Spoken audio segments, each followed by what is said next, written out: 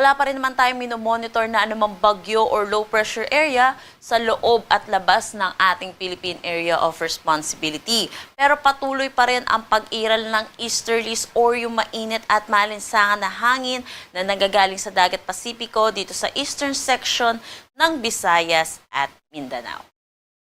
Para sa magiging panahon natin ngayong araw dito sa Luzon, inaasahan po natin patuloy tayong makakaranas ng maaliwalas na panahon. Pero asahan din po natin yung init at alinsangan lalo na sa tanghali hanggang hapon.